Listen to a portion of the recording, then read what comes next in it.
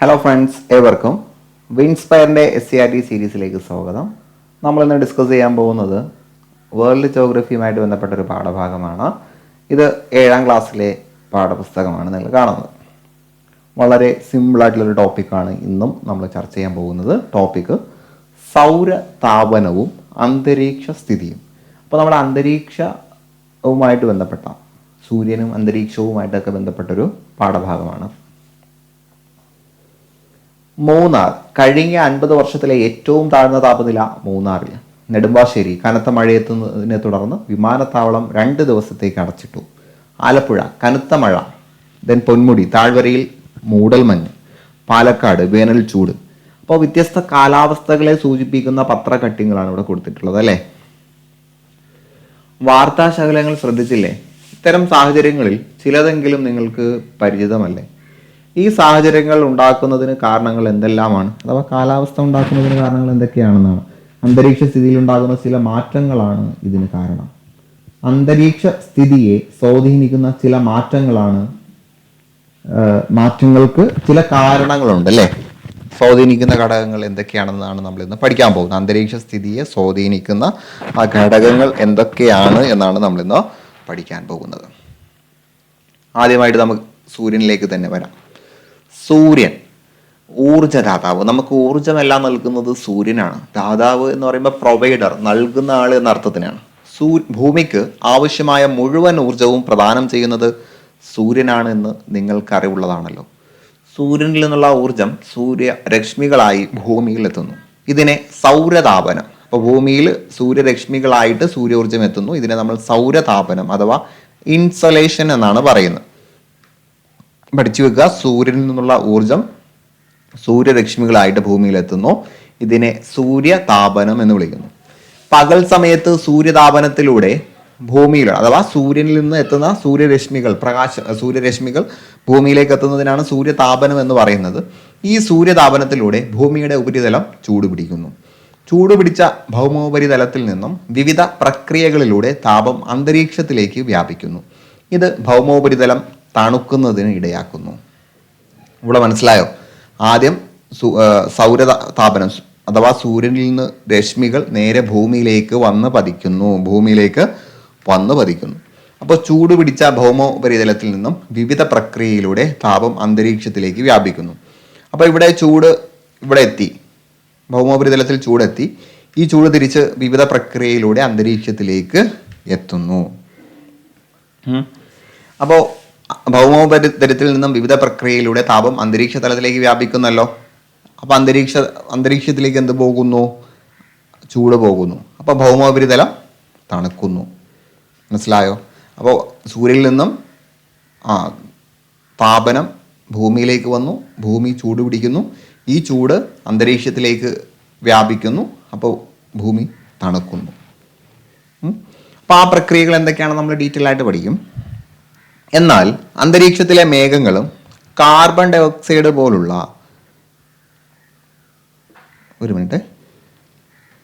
വാതകങ്ങളും ഭൂമിയിൽ നിന്നുള്ള താപത്തെ ആഗിരണം ചെയ്യുന്നു. ഇപ്രകാരം ജീവന്റെ നിലനിൽപ്പിന് സഹായകമായ വിധത്തിൽ അന്തരീക്ഷ താപം നിലനിൽക്കുന്നു. അപ്പോൾ ഭൂമിയിലെ താപത്തെ വേണ്ട വിധത്തിൽ ആഗിരണം ചെയ്യുകയും ചെയ്യുന്നുണ്ട് പല വാതകങ്ങളും. അതുകൊണ്ട് നമുക്ക് ആവശ്യത്തിന് താപം വേണമല്ലോ, അപ്പോൾ അതൊക്കെ ആഗിരണം ചെയ്യലും നടക്കുന്നുണ്ട്. ഭൗമോപരിതലത്തിൽ എല്ലായിടത്തും സൗരോർജം ഒരേ അളവിലല്ല ലഭിക്കുന്നത്. ഭൂമധ്യ രേഖാ പ്രദേശങ്ങളിൽ സൂര്യരശ്മികൾ ലംബമായി പതിക്കുന്നതിനാൽ ഇവിടെ താപം കൂടുതലാണ്. നമ്മൾ കഴിഞ്ഞ ക്ലാസ്സിലേ പഠിച്ചതാണ്. സൂര്യരശ്മികൾ ലംബമായിട്ട് കിട്ടുന്നത് ഭൂമധ്യ രേഖയിലേക്കാണ് നേരിട്ട് പതിക്കുന്നത്. അതുകൊണ്ട് ഇവിടെ ചൂട് കൂടുതലാണ് എന്നൊക്കെ നമ്മൾ പഠിച്ചിട്ടുണ്ട്. ധ്രുവങ്ങളിലേക്ക് അടുക്കും തോറും സൂര്യരശ്മികൾ ചരിഞ്ഞു പതിക്കുന്നതിനാൽ ഇവിടെ താപം കുറവായിരിക്കും. അതിനാൽ ഓരോ സ്ഥലത്തിൻ്റെയും അക്ഷാംശത്തിന് അനുസൃതമായിട്ടാണ് ഭൂമിയിലെ താപ ലഭ്യത എന്ന് കഴിഞ്ഞ ക്ലാസ്സിൽ കഴിഞ്ഞ ക്ലാസ് എന്ന് പറയുമ്പോൾ തൊട്ട് 2 ക്ലാസ് മുമ്പുള്ള ക്ലാസ്സാണെന്ന് തോന്നുന്നു, ഡീറ്റെയിൽ ആയിട്ട് പറഞ്ഞിട്ടുണ്ട്. ആ ക്ലാസ് കേൾക്കാത്ത ആളുകൾ ആ ക്ലാസ് കേൾക്കുക. ലോക ചരിത്രം, ഇന്ത്യ ചരിത്രം, കേരള ചരിത്രം, അതേപോലെ എല്ലാ മേഖലയിലെയും ഭൂമിശാസ്ത്രം, ഇന്ത്യ ഭൂമി, ലോകം, അതേപോലെ കേരള ഭൂമിശാസ്ത്രം, ഇതെല്ലാം നമ്മൾ ഡിസ്കസ് ചെയ്ത ഭാഗങ്ങളാണ്. അതെല്ലാം ഏതൊക്കെയാണെന്ന് പ്ലേലിസ്റ്റ് തിരിച്ച് SCRT പാഠഭാഗങ്ങളുടെ പ്ലേലിസ്റ്റ് ഞാൻ കമൻറ്റ് ബോക്സിൽ പിൻ ചെയ്തിട്ടുണ്ട്. ആവശ്യമുള്ളവർ അതുകൂടി കാണുക, വേണ്ടപ്പെട്ടവരിലേക്ക് അത് ഷെയർ ചെയ്ത് കൊടുക്കുക. സോ നമുക്ക് ഈ ഒരു ഗ്ലോബിലേക്ക് വരാം. അതിനു മുമ്പ് ഒരു അഡീഷണൽ ഫാക്ട് ഇവിടെ പറഞ്ഞിട്ടുണ്ട്, അതുകൂടി നമുക്ക് നോക്കിയിട്ട് പോവാം. കൂടിയ താപനിലയും കുറഞ്ഞ താപനിലയും സൂര്യോദയത്തിന് തൊട്ട് മുമ്പ് അനുഭവപ്പെടുമ്പോൾ താപനില ഒരു ദിവസത്തെ കുറഞ്ഞ താപനിലയായി കാലാവസ്ഥാ നിരീക്ഷകർ പരിഗണിക്കുന്നത്. ഉച്ച കഴിഞ്ഞ് 2 മണിക്ക് അനുഭവപ്പെടുന്ന താപനിലയാണ് ഒരു ദിവസത്തെ കൂടിയ താപനില. അപ്പോൾ നമ്മുടെ വാർത്തയിലേക്ക് കേൾക്കാറുണ്ട് കൂടിയ താപനില, കുറഞ്ഞ താപനില. കൂടിയ താപനില എന്ന് പറയുന്നത് 2 മണിക്ക് ശേഷം അനുഭവപ്പെടുന്നതാണ്. കുറഞ്ഞ താപനില എന്ന് പറയുന്നത് സൂര്യോദയത്തിന് തൊട്ട് മുമ്പ് അനുഭവപ്പെടുന്നതാണ് കേട്ടോ. അതൊന്ന് ജസ്റ്റ് മനസ്സിലാക്കി വെച്ചേക്കാം. സോ ഭൂമധ്യ രേഖ ഇതാണ്, ഈ ഭൂമധ്യ രേഖ ഇതാണ്, ഉത്തരായന രേഖ ഇതാണ്, ഇത് ആർട്ടിക് വൃത്തമാണ്, ഇത് ഉത്തര ധ്രുവമാണ്. ഇതിൻ്റെ ഡിഗ്രീസ് അടക്കം നമ്മൾ പഠിച്ചതാണ്. അത് ജസ്റ്റ് ഒന്ന് റിവൈസ് ചെയ്യുക. സൗരോർജം ഇടതടവില്ലാതെ ഭൂമിക്ക് ലഭിക്കുന്നുണ്ട്. ഒരു ഉഷ്ണമേഖല രാജ്യമായ ഇന്ത്യയിൽ ഈ പാരമ്പര്യേതര ഊർജ സ്രോതസ്സിൻ്റെ ഉപയോഗം വളരെയധികം നമുക്ക് സാധ്യതകൾ തരുന്നതാണ്. സോളാർ പാനലുകൾ ഉപയോഗിച്ച് സൂര്യപ്രകാശത്തെ വൈദ്യുതോർജ്ജമാക്കി മാറ്റുന്ന സാങ്കേതിക വിദ്യ വ്യാപകമാകുന്നതോടെ നമ്മുടെ രാജ്യത്തെ ഊർജ പ്രതിസന്ധിക്ക് ഒരു ആശ്വാസമാകും. അപ്പോൾ അതിനുള്ള ശ്രമങ്ങൾ സോളാർ എനർജിയിലേക്ക് നമ്മൾ പല രീതിയിലേക്ക് മാറുന്നുണ്ട് അല്ലേ. സോ നമുക്ക് സൗരോർജത്തിലേക്ക് വരാം. കൂടാതെ സമുദ്രനിരപ്പിൽ നിന്നുള്ള ഉയരം, സമുദ്ര സാമീപ്യം തുടങ്ങിയ ഘടകങ്ങൾ പ്രാദേശിക താപ വ്യതിയാനങ്ങൾക്ക് കാരണമാകാറുണ്ട്. അപ്പോൾ ചൂട് ലഭിക്കുന്നതിനെ സ്വാധീനിക്കുന്ന മറ്റ് ചില ഘടകങ്ങളാണ് സമുദ്രനിരപ്പിൽ നിന്നുള്ള ഉയരം, സമുദ്ര സാമീപ്യം, എത്രമാത്രം സമുദ്രം അടുത്ത് അല്ലെങ്കിൽ ദൂരെയാണ്, എന്നിവയെല്ലാം നമ്മുടെ ചൂടിനെ സ്വാധീനിക്കുന്ന ഘടകങ്ങളാണ്. സമുദ്രനിരപ്പിൽ നിന്നും മുകളിലേക്ക് അന്തരീക്ഷ താപം ക്രമേണ കുറഞ്ഞു വരുന്നു. അപ്പോൾ സമുദ്രനിരപ്പിൽ നിന്നും മുകളിലേക്ക് പോകും തോറും അന്തരീക്ഷത്തിൻ്റെ താപം അഥവാ അന്തരീക്ഷത്തിൽ നിന്നുള്ള ചൂട് കുറയും. മൂന്നാർ, വയനാട് തുടങ്ങിയ ഉയർന്ന പ്രദേശങ്ങളിൽ നമുക്ക് തണുപ്പ് അനുഭവപ്പെടുന്നത് എന്തുകൊണ്ടാണ്? അത് സമുദ്രനിരപ്പിൽ നിന്നും മുകളിലായതുകൊണ്ടാണ്. പകൽ സമയത്ത് കടലിൽ നിന്ന് കരയിലേക്കും രാത്രി കാലങ്ങളിൽ തിരിച്ചും വീശുന്ന കാറ്റുകൾ തീരപ്രദേശങ്ങളിലെ താപനിലയെ നിയന്ത്രിക്കുന്നു. അപ്പോൾ കടലിനടുത്തുള്ള പ്രദേശങ്ങളാകണം എങ്കിൽ പകൽ സമയത്ത് കടലിൽ നിന്ന് കരയിലേക്ക് കാറ്റ് വരുന്നു. രാത്രി എന്ത് ചെയ്യുന്നു? രാത്രി എന്ത് ചെയ്യുന്നത്? നേരെ തിരിച്ച്, അഥവാ കരയിൽ നിന്നും കടലിലേക്കാണ് കാറ്റ് പോകുന്നത്. ഇതും താപനിലയെ നിയന്ത്രിക്കുന്നുണ്ട്. സോ താപത്തെ നമുക്ക് അളക്കാൻ കഴിയുമോ? അളക്കാൻ കഴിയും. നമുക്ക് പനി വരുന്ന സമയത്ത് നമ്മുടെ ടെമ്പറേച്ചറാണ് അളക്കുന്നത്. അതിനുവേണ്ടി ഉപയോഗിക്കുന്നത് തെർമോമീറ്ററാണ്. അപ്പോൾ അന്തരീക്ഷ താപം അളക്കുന്നതിന് ഉപയോഗിക്കുന്നത് തെർമോമീറ്ററാണ്. മാപ്പിനി എന്ന് പറയുന്നത് അളക്കുന്നത് എന്ന അർത്ഥത്തിലാണ് കേട്ടോ, മാപ്പിനി. ഇത് ഡിഗ്രി സെൽഷ്യസ്, ഡിഗ്രി ഫാരൻഹീറ്റ് എന്നീ ഏകകളാണ്. അത് യൂണിറ്റ്, താപം അളക്കുന്ന unit degree Celsius, degree Fahrenheit എന്നിവയാണ്. ഓരോ പ്രദേശത്തെയും താപനിലയിലെ ഏറ്റക്കുറച്ചിലുകൾ മറ്റ് അന്തരീക്ഷ പ്രതിഭാസങ്ങൾക്ക് കാരണമാകുന്നത് എങ്ങനെയാണെന്ന് നമുക്ക് നോക്കാം. അഥവാ ഓരോ പ്രദേശത്തിലെയും താപനിലയിൽ വ്യത്യാസം വരുന്നു, അതിനെ സ്വാധീനിക്കുന്ന ഘടകങ്ങൾ ഏതൊക്കെയാണെന്ന് നമ്മൾ പഠിക്കാൻ പോവുകയാണ്. താപവും വായുവിൻ്റെ ചലനവും. അപ്പോൾ നമ്മുടെ ചൂടിനെ വായുവിൻ്റെ ചലനം സ്വാധീനിക്കുന്നുണ്ട്. എല്ലാ പദാർത്ഥങ്ങൾക്കും ഭാരമുള്ളതുപോലെ വായുവിനും ഭാരമുണ്ട്. അന്തരീക്ഷ വായു ചെലുത്തുന്ന ഭാരമാണ് അന്തരീക്ഷമർദ്ദം. ഇനി നമ്മൾ പറയാൻ പോകുന്നതെല്ലാം ടേംസ് ആണ്, പഠിച്ചു വെക്കുക, സ്റ്റേറ്റ്മെൻറ്റിൽ വരും. എന്താണ് അന്തരീക്ഷമർദ്ദം? അന്തരീക്ഷ വായു ചെലുത്തുന്ന ഭാരം. അപ്പം അന്തരീക്ഷത്തിലെ വായുവിനും ഭാരമുണ്ട്. വായു അല്ലേ, കാണാൻ പറ്റില്ല, അതുകൊണ്ട് ഭാരമില്ല എന്ന് കരുതരുത്. അന്തരീക്ഷ വായുവിനൊരു ഭാരമുണ്ട്. ആ ഭാരത്തെ നമ്മൾ പറയും, ആ ഭാരം ചെലുത്തുന്ന, അന്തരീക്ഷ വായു ചെലുത്തുന്ന ആ ഭാരത്തെ നമ്മൾ പറയുന്നത് പ്രഷർ എന്നാണ്, അറ്റോമിക് പ്രഷർ, അന്തരീക്ഷ മർദ്ദം എന്നാണ്. അന്തരീക്ഷ മർദ്ദം അളക്കുന്നതിന് ഉപയോഗിക്കുന്ന മർദ്ദമാപിനിയാണ് ബാരോമീറ്റർ. മർദ്ദമാപിനി നമ്മൾ ബാരോമീറ്റർ എന്ന് ഇംഗ്ലീഷിൽ പറയും കേട്ടോ. അപ്പോൾ താപം അളക്കാൻ തെർമോമീറ്റർ, അന്തരീക്ഷ മർദ്ദം അളക്കുന്നതിന് വേണ്ടി അല്ലെങ്കിൽ അറ്റ്മോസ്ഫറിക് പ്രഷർ അളക്കുന്നതിന് ബാരോമീറ്റർ. ഇതാണ് ബാരോമീറ്ററിൻ്റെ ആ ഒരു ചിത്രം. ഇവിടുത്തെ യൂണിറ്റ് പഠിച്ചു വെക്കുക, ഹെക്ടോ പാസ്കൽ, മില്ലി ബാർ കേട്ടോ. ബാരോമീറ്റർ അപ്പോൾ മില്ലി മാം അതവിടെ ഉണ്ട്, ബാർ, ഈ ബാറാണ് ഇവിടെ മില്ലി ബാറിൽ വരുന്നിരിക്കുന്നത്.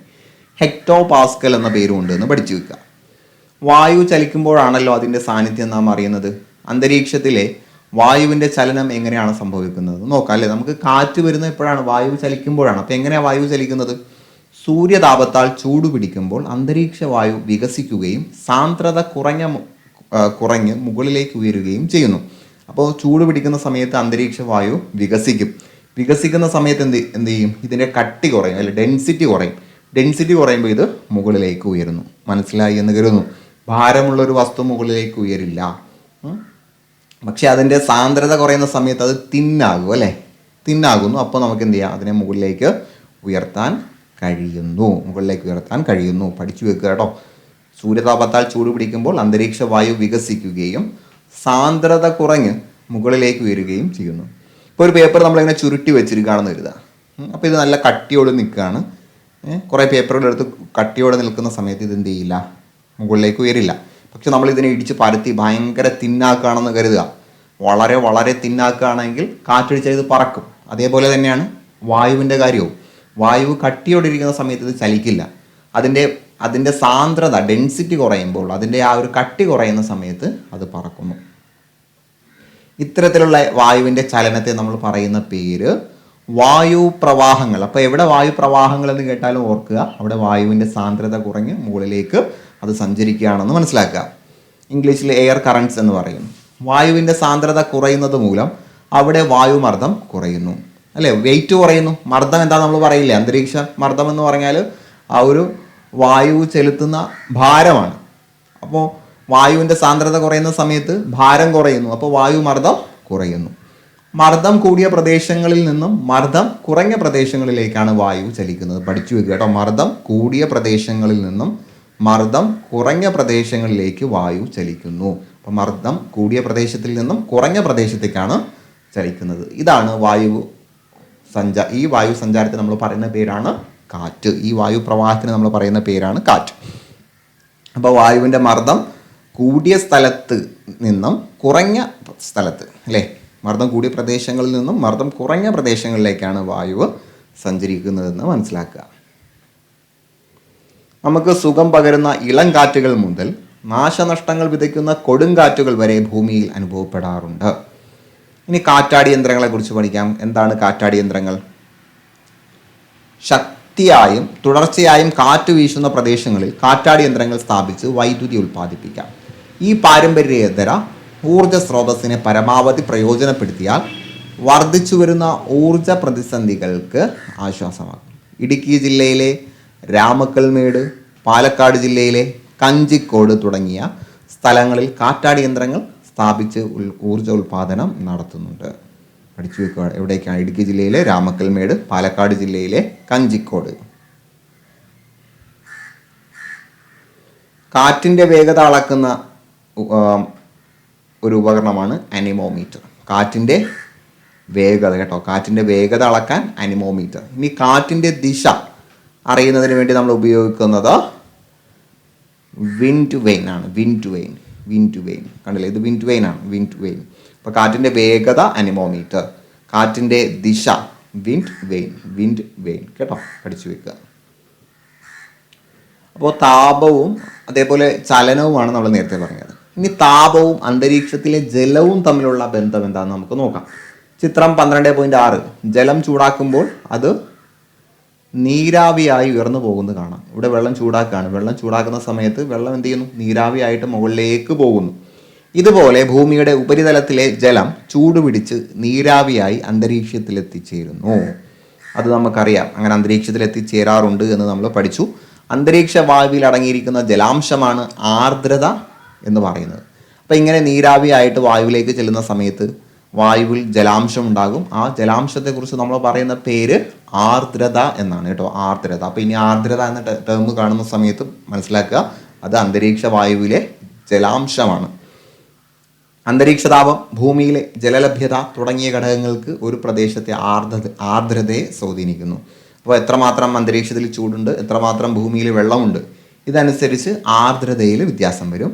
ഇനി ആർദ്രതാമാപിനിയെ നമ്മൾ പറയുന്ന പേര് ഹൈഗ്രോമീറ്റർ. ഹൈഡ്രോ അല്ല കേട്ടോ, ഹൈഗ്രോമീറ്റർ. ജി ശ്രദ്ധിക്കുക, ഹൈഗ്രോമീറ്റർ ആണ്.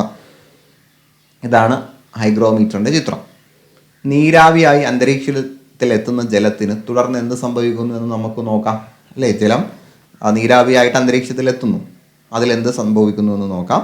ഒരു കപ്പിൽ നിറയെ ഐസ് കഷ്ണങ്ങൾ നിക്ഷേപിക്കുക. ഇതേപോലെ ഐസ് ക്യൂബ് ഇടുക. കപ്പിന് പുറത്ത് നേർത്ത ജലകണികകൾ പറ്റിപ്പിടിച്ചിരിക്കുന്നത് കണ്ടില്ലേ? ഇവിടെ കുറച്ച് ഡോട്ട്സ് നിങ്ങൾക്ക് കാണാൻ കഴിയും. കപ്പ് കൂടുതൽ തണുക്കും തോറും ഈ ജലകണികകളുടെ വലുപ്പം കൂടി വരികയും അത് ഒലിച്ചിറങ്ങാൻ തുടങ്ങുകയും ചെയ്യും. ഈ ജലകണികകൾ എവിടെ നിന്ന് വന്നതാണ് എന്നാണ് ചോദ്യം. അപ്പോൾ നമ്മൾ വെള്ളം, നല്ല തണുത്ത വെള്ളം എടുത്ത് വെച്ചാൽ നമുക്ക് ഈ ഒരു പ്രതിഭാസം കാണാൻ കഴിയും. അതിൻ്റെ പുറത്ത് ഇങ്ങനെ കുമിളകൾ വരുന്നു, പതിയെ പതിയെ ഇത് വെള്ളമായിട്ട് ഒലിച്ച് താഴേക്ക് ഇറങ്ങുന്നതായിട്ട് കാണാം.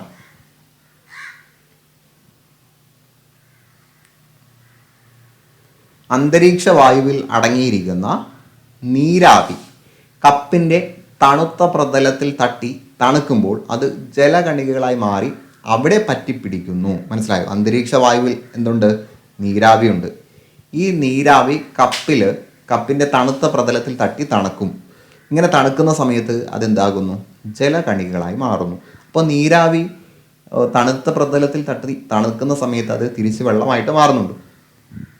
ഇങ്ങനെ നീരാവി തണുത്ത് ജലമായി മാറുന്ന പ്രക്രിയ നമ്മൾ പറയുന്നു ഘനീകരണം. നേരെ തിരിച്ച് വെള്ളം നീരാവി ആകുന്നതല്ല, നീരാവി ജലമാകുന്നതിന് നമ്മൾ പറയുന്ന പേര് ഘനീകരണം, കണ്ടൻസേഷൻ എന്നാണ്. ഭൂമിയിൽ നിന്ന് അന്തരീക്ഷത്തിലെത്തുന്ന നീരാവി ഘനീഭവിച്ച് നേർത്ത ജലകണികകളായി മാറുന്നു. അപ്പോൾ ഭൂമിയിൽ അന്തരീക്ഷത്തിലെത്തുന്ന നീരാവി എന്ത് ചെയ്യുന്നു? അതവിടെ കട്ടിയാവുന്നു, ഘനീഭവിച്ച് നേർത്ത ജലകണികകളായി. ഘനീഭവിച്ചു എന്ന് പറഞ്ഞാൽ അത് കണ്ടൻസേഷന് വിധേയമായി തിരിച്ചെന്താകുന്നു? ജലകണികകളായി മാറുന്നു. അന്തരീക്ഷ ഊഷ്മാവ് കുറയുമ്പോൾ ഘനീകരണ പ്രക്രിയ വളരെ വേഗത്തിൽ നടക്കുന്നു, അല്ലേ? ചൂട് കുറയുന്ന സമയത്ത്, അല്ലെ തണുക്കുന്ന സമയത്താണ് എന്ത് ചെയ്യുന്നത്? നീരാവി നേരെ വെള്ളമായിട്ട് മാറുന്നത്. അന്തരീക്ഷത്തിൽ അടങ്ങിയിരിക്കുന്ന നേർത്ത പൊടിപടലങ്ങളെ കേന്ദ്രമാക്കി നീരാവി ഘനീഭവിക്കുന്നു. അപ്പോൾ അവിടെ ഗ്ലാസ്സിൽ പറ്റിപ്പിടിച്ചാണല്ലോ നമ്മൾ നേരത്തെ പറഞ്ഞ പരീക്ഷണത്തിൽ നീരാവി വെള്ളമായി മാറുന്നത്. ഇവിടെ അന്തരീക്ഷത്തിലുള്ള പൊടിപടലങ്ങളുണ്ട്, എയറോസോൾസ് ഉണ്ട്. അവിടെ പറ്റിപ്പിടിച്ചുകൊണ്ടാണ് നീരാവി ജലകണികകളായി മാറുന്നത്. ഈ ജലകണികകൾ കൂടിച്ചേർന്നാണ് മേഘങ്ങൾക്ക് രൂപം കൊള്ളുന്നത്. അപ്പം ജലകണികകളാണ് ഈ മേഘങ്ങളെ ഉണ്ടാക്കുന്നത്. അപ്പം അന്തരീക്ഷത്തിലെ ആ പൊടിപടലങ്ങളിലാണ് ഈ നീരാവികൾ പറ്റിപ്പിടിച്ച് ഈ ഘനീകരണം എന്ന പ്രോസസ്സ് നടക്കുന്നത്. ഈ ഘനീകരണം എന്ന പ്രോസസ്സിലൂടെ ആ ഒരു ജലകണികകൾ എന്തായി മാറുന്നു? മേഘമായിട്ട് മാറുന്നു. കണ്ടോ? അന്തരീക്ഷത്തിലെ നീരാവി ഘനീഭവിക്കുന്നതിലൂടെ മേഘങ്ങൾ മാത്രമല്ല രൂപപ്പെടുന്നത്, മൂടൽമഞ്ഞ്, തുഷാരം തുടങ്ങിയവ ഈ ഘനീകരണത്തിൻ്റെ മറ്റു രൂപങ്ങളാണ്. കണ്ടില്ലേ? ഇവിടെ ഒരു പുക പോലെ കാണുന്നു, മൂടൽമഞ്ഞാണ്. ദെൻ ഇവിടെ നോക്കുമ്പോൾ ഇലകളുടെ മുകളിലെല്ലാം ചെറിയ കറുത്ത ജലകണികകൾ കാണാം. ഇതൊക്കെ കണ്ടൻസേഷൻ്റെ ഭാഗമാണ്. താഴ്വാരകളിലും ജലാശയങ്ങൾക്ക് മുകളിലും പുക പോലെ നേർത്ത ജലകണികകൾ തങ്ങി നിൽക്കുന്നത് നിങ്ങൾ കണ്ടിട്ടുണ്ടാകുമല്ലോ. ഘനീകരണത്തിൻ്റെ ഈ രൂപത്തെ മൂടൽമഞ്ഞ് എന്നാണ് പറയുന്നത്. ഇതാണ് മൂടൽമഞ്ഞ്. തണുപ്പുള്ള പ്രഭാതത്തിൽ പുൽനാമ്പുകളിലും മറ്റു തണുത്ത പ്രതലങ്ങളിലും ജലകണികകൾ പറ്റിപ്പിടിച്ചിരിക്കുന്നത് നിങ്ങൾ കണ്ടിട്ടില്ലേ? ഇതിനെ നമ്മൾ പറയുന്ന പേര് തുഷാരം അഥവാ ഡ്യൂ എന്നാണ്. തുഷാരം അഥവാ ഡ്യൂ എന്നാണ്. അപ്പോൾ ഇനി നിങ്ങളത് കാണുന്ന സമയത്ത് എങ്ങനെ അതുണ്ടായി എന്നുള്ളത് ഓർക്കുക കേട്ടോ. ഐസ് കഷ്ണങ്ങൾ നിക്ഷേപിച്ച് കപ്പിന് പുറത്ത് ജലകണികകളുടെ വലിപ്പം വർദ്ധിച്ചു വരുന്നതും തുടർന്ന് താഴേക്ക് നീങ്ങുന്നതും നിങ്ങൾ ശ്രദ്ധിച്ചില്ലേ? കൂടുതൽ ഘനീഭവിക്കുന്നതിലൂടെ ജലകണികകളുടെ വലിപ്പവും ഭാരവും കൂടുന്നതിനാലാണ് ഭൂമിയുടെ ഗുരുത്വാകർഷണത്തിന് വിധേയമായ അവ താഴേക്ക് നീങ്ങുന്നത്. ഇതുപോലെ മേഘങ്ങളിലെ ജലകണികകളുടെ വലിപ്പം കൂടുമ്പോൾ അന്തരീക്ഷത്തിൽ തങ്ങി നിൽക്കാനാവാതെ അവ ഭൂമിയിലേക്ക് പതിക്കുന്നു. ഈ പ്രക്രിയയെ നമ്മൾ വർഷണം എന്ന് പറയുന്നു. വർഷണം അതിൻ്റെ ഫലമായിട്ടാണ് മഴയൊക്കെ വരുന്നത്, അല്ലേ? അപ്പോൾ മേഘങ്ങളായിട്ട് രൂപപ്പെടുന്ന ജലകണികകൾ വീണ്ടും തണുക്കുന്നതനുസരിച്ച് അത് എന്ത് ചെയ്യുന്നു? താഴേക്ക് ഒലിച്ചു വീഴുന്നു, താഴേക്ക് ഇറ്റ് വീഴുന്നു. അതിനെ നമ്മൾ പറയുന്ന പേര് വർഷണം എന്നാണ്. അന്തരീക്ഷ താപനിലയെ വ്യത്യാസങ്ങൾ വർഷണത്തിൻ്റെ വിവിധ രൂപങ്ങൾക്ക് കാരണമാകുന്നു. അപ്പോൾ വർഷണം കാരണം മഴ മാത്രമല്ല ഉണ്ടാകുന്നത്, മറ്റു ചില പ്രതിഭാസങ്ങളും ഉണ്ട്. ഇവിടെ നോക്കൂ, വർഷണത്തിൻ്റെ ഒന്നാമത്തെ ഉദാഹരണം മഴ. ജലകണികകളുടെ രൂപത്തിലാണ് വർഷണം നടക്കുന്നത്. ദെൻ മഞ്ഞ് വീഴ്ചയും വർഷണമാണ്. ഇത് നേർത്ത ഹിമകണികകൾ അഥവാ മഞ്ഞുകട്ടകളായിട്ടാണ്. നേർത്ത മഞ്ഞുകട്ടകൾ കണ്ടില്ലേ? തൂവൽ പോലെ വീഴുന്നതായിട്ട് നമുക്ക് തോന്നും. ദെൻ മഞ്ഞുകട്ടകളുടെ രൂപത്തിലുള്ള വർഷണം ചെറിയ കട്ടകളായിട്ട്, ചെറിയ പാറക്കട്ടകൾ ചെറിയ കട്ടകളായിട്ട് വീഴുന്നതിന് ആലിപ്പഴം. അതൊരു പഴമല്ല, നമ്മൾ ആലിപ്പഴം എന്ന് പറയുന്നതേ ഉള്ളൂ, അല്ലേ? ആലിപ്പഴം എന്ന് പറയുന്നത് മഞ്ഞുകട്ടകളാണ്. മനസ്സിലായപ്പോൾ വർഷണം 3 രീതിയിലുണ്ട്: മഴ, മഞ്ഞുവീഴ്ച, ആലിപ്പഴം. മനസ്സിലായി എന്ന് കരുതുന്നു. ഇതൊക്കെ നമുക്ക് ഒരുപക്ഷെ സ്കൂൾ കാലഘട്ടത്തിന് ശേഷം നമ്മൾ അധികം ചിന്തിക്കാത്തത് കൊണ്ട് ഈ പ്രോസസ്സുകൾ ചിലപ്പോൾ നമുക്ക് മറന്നു പോയിട്ടുണ്ടാകും. ഇതൊക്കെ പഠിച്ചു വെക്കുക.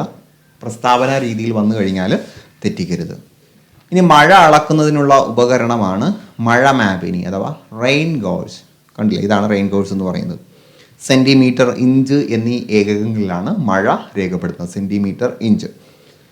മർദ്ദവ്യത്യാസങ്ങൾ, കാറ്റുകൾ, ആർദ്രത, ഘനീകരണം, വർഷണം തുടങ്ങിയ അന്തരീക്ഷ പ്രതിഭാസങ്ങൾക്കെല്ലാം കാരണമാകുന്നത് സൗരോർജ്ജ ലഭ്യതയിലെ ഏറ്റക്കുറച്ചിലുകളാണെന്ന് നിങ്ങൾക്ക് മനസ്സിലായില്ലേ അല്ലേ? ചൂട് കൂടുന്നതിനും കുറയുന്നതിനനുസരിച്ചാണ് ഈ പറയപ്പെട്ട എല്ലാ പ്രതിഭാസങ്ങളും നടക്കുന്നത്. ഇപ്പം എന്തുകൊണ്ടാണ് സൂര്യനുമായിട്ട് ബന്ധപ്പെട്ട് നമ്മൾ ഈ പാഠഭാഗത്തിൽ ഇതൊക്കെ പറഞ്ഞതെന്ന് നിങ്ങൾക്ക് മനസ്സിലായിട്ടുണ്ടാവും.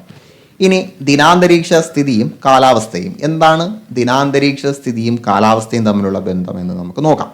ഒരു നിശ്ചിത സമയത്ത് ഒരു പ്രദേശത്ത് അനുഭവപ്പെടുന്ന അന്തരീക്ഷ അവസ്ഥയാണ് ദിനാന്തരീക്ഷ സ്ഥിതി. വെതറും ക്ലൈമറ്റും ഒന്നല്ല. വെതർ എന്ന് പറയുമ്പോൾ ഒരു നിശ്ചിത സമയത്ത് ഒരു പ്രദേശത്ത് അനുഭവപ്പെടുന്ന അന്തരീക്ഷ അവസ്ഥയാണ് ദിനാന്തരീക്ഷ സ്ഥിതി. അപ്പോൾ ഇന്ന് എങ്ങനെയുണ്ട്, ഇന്ന് ചൂടാണോ, ഇന്ന് തണുപ്പാണോ എന്ന് പറയുമ്പോൾ അത് വെതറാണ്. എന്നാൽ ദീർഘകാലമായി ദീർഘകാലമായിട്ട് ഒരു പ്രദേശത്ത് അനുഭവപ്പെടുന്ന ദിനാന്തരീക്ഷ സ്ഥിതിയാണ് ദിനാന്തരീക്ഷ സ്ഥിതിയുടെ ശരാശരി. പഠിച്ചു വെക്കുക, ദിനാന്തരീക്ഷ സ്ഥിതിയുടെ ശരാശരിയാണ് കാലാവസ്ഥ. അപ്പോൾ കാലാവസ്ഥ എന്ന് പറയുമ്പോൾ അതൊരു ദീർഘകാല അളവിൽ ഒരു പ്രദേശത്ത് അനുഭവപ്പെടുന്ന ദിനാന്തരീക്ഷ സ്ഥിതിയുടെ ശരാശരിയാണ് കാലാവസ്ഥ. അപ്പോൾ നമ്മൾ മഞ്ഞുകാലം അതൊരു കാലാവസ്ഥയാണ്. അതൊരു 2-3 മാസം നീണ്ടു നിൽക്കുന്ന ആ ഒരു പ്രതിഭാസമാണ്. അപ്പോൾ വെതർ എന്ന് പറയുന്നത് ഒരു നിശ്ചിത സമയത്ത് ഒരു പ്രദേശത്ത് അനുഭവപ്പെടുന്ന സ്ഥിതിയാണ്. എന്നാൽ ക്ലൈമറ്റ് അങ്ങനെയല്ല, അത് ദീർഘകാലമാണ്. വെതറിൻ്റെ അഥവാ ദിനാന്തരീക്ഷ സ്ഥിതിയുടെ ശരാശരിയാണ് കാലാവസ്ഥ. ഓക്കെ, അപ്പോൾ ഇന്നത്തെ വെതർ എങ്ങനെയുണ്ടെന്നാണ് നമ്മൾ ചോദിക്കേണ്ടത്, ക്ലൈമറ്റ് അല്ല. ക്ലൈമറ്റ് എന്ന് പറയുന്നത് ദീർഘകാലത്തിലേക്കുള്ള പ്രതിഭാസമാണ്. ഭൂമിയിലെ ചില മനുഷ്യപ്രവർത്തനങ്ങൾ കാലാവസ്ഥയെ ദോഷകരമായി ബാധിക്കുന്നു. കൽക്കരി, പെട്രോളിയം തുടങ്ങിയ ഫോസിൽ ഇന്ധനങ്ങൾ കൂടുതലായി ഉപയോഗിക്കുന്നതിലൂടെ അന്തരീക്ഷത്തിൽ വർദ്ധിക്കുന്ന carbon dioxide, carbon monoxide തുടങ്ങിയ വാതകങ്ങൾ അന്തരീക്ഷത്തിലെ ശരാശരി താപവർദ്ധനവിന് കാരണമാകുന്നു എന്ന് പഠനങ്ങൾ തെളിയിച്ചിട്ടുണ്ട്. ഫോസിൽ ഇന്ധനങ്ങൾക്ക് പകരം സൗരോർജ്ജം, കാറ്റിൽ നിന്നുള്ള ഊർജ്ജം തുടങ്ങിയ പാരമ്പര്യേതര ഊർജ്ജ സ്രോതസ്സുകളുടെ ഉപയോഗം നമുക്ക് ഒരു പരിഹാര മാർഗമായിട്ട് സ്വീകരിക്കാവുന്നതാണ്. അന്തരീക്ഷ താപവർദ്ധനവിന് കാരണമാകുന്ന വാതകങ്ങളുടെ സ്രോതസ്സുകളെ പറ്റിയുള്ള സൂചന നൽകുന്ന ചിത്രങ്ങളാണ് ഇവിടെ കൊടുത്തിട്ടുള്ളത്. കണ്ടില്ലേ, മലിനീകരണം, ഫാക്ടറികളിൽ നിന്ന് വരുന്ന പുക, കാറുകളിൽ നിന്ന് വരുന്ന പുക, ഇതെല്ലാം നമ്മുടെ അന്തരീക്ഷ താപവർദ്ധനവിന് കാരണമാകുന്നു. നമ്മുടെ കാലാവസ്ഥയെ ദോഷകരമായിട്ട് ബാധിക്കുന്നു. കാലാവസ്ഥയിലുണ്ടാകുന്ന മാറ്റം ഭൂമിയിലെ ജീവജലങ്ങളുടെ നിലനിൽപ്പിന് ഭീഷണിയാണ്. കാലാവസ്ഥ മാറ്റങ്ങളുടെ ഫലമായി പല ജന്തുവർഗ്ഗങ്ങൾക്കും വംശനാശം വന്നതിൻ്റെ ഉദാഹരണങ്ങൾ നിങ്ങൾ കേട്ടിട്ടുണ്ടാകും. മാനവരാശിക്കും ഈ ദുർവിധി ഉണ്ടാകാതിരിക്കുന്നതിന് അന്തരീക്ഷത്തിൻ്റെ ലോല സന്തുലനം കാത്തു സൂക്ഷിക്കേണ്ടത് നാം ഓരോരുത്തരുടെയും കർത്തവ്യമാണ് എന്ന് പറഞ്ഞുകൊണ്ട് നമ്മൾ ഈ ക്ലാസ് അവസാനിപ്പിക്കുകയാണ്. സോ നമ്മളിന്ന് പഠിച്ച കാര്യങ്ങൾ, നമ്മുടെ പ്രധാന ഊർജ്ജ സ്രോതസ്സായ സൂര്യനിൽ നിന്ന് സൂര്യരശ്മികളായി ഭൂമിയിലെത്തുന്ന ഊർജ്ജ തലത്തെ ചൂടാക്കുന്നു എന്ന് പഠിച്ചു. ചൂട് പിടിച്ച ഭൗമോപരിതലത്തിൽ വിവിധ പ്രക്രിയയിലൂടെ അന്തരീക്ഷത്തിലേക്ക് താപം വ്യാപിക്കുന്നു. അന്തരീക്ഷ താപം എല്ലായിടത്തും ഒരുപോലെയല്ല. അന്തരീക്ഷ താപനിലയിലെ ഏറ്റക്കുറച്ചിലുകളുടെ കാരണം മർദ്ദവ്യത്യാസം, കാറ്റ്, ആർദ്രത, ഘനീകരണം, വർഷണം, ഇതെല്ലാം ഡീറ്റെയിൽ ആയിട്ട് നമ്മൾ പഠിച്ചിട്ടുണ്ട്. ദിനാന്തരീക്ഷ സ്ഥിതിയുടെ ശരാശരിയാണ് കാലാവസ്ഥ എന്ന് നമ്മൾ പഠിച്ചു. ചില മനുഷ്യ പ്രവർത്തനങ്ങൾ കാലാവസ്ഥയെ ദോഷകരമായി ബാധിക്കുന്നു എന്നും നമ്മൾ പഠിച്ചു. അപ്പോൾ ഇത് 7ാം ക്ലാസ്സിലെ പാഠഭാഗമാണ്. നമ്മളിനി ഹൈസ്കൂളിലേക്കാണ് അടുത്ത ക്ലാസ് മുതൽ പ്രവേശിക്കാൻ പോകുന്നത്. സോ ഇത്രയും കാര്യങ്ങൾ നന്നായിട്ട് പഠിക്കുക. എത്രയും പെട്ടെന്ന് നിങ്ങൾ ആഗ്രഹിക്കുന്ന സ്വപ്ന ജോലിയിലേക്ക് എത്തിപ്പെടാൻ കഴിയട്ടെ എന്ന് ആശംസിച്ചുകൊണ്ട് ഞാൻ നിർത്തുകയാണ്. എവർക്കും വിജയാശംസകൾ.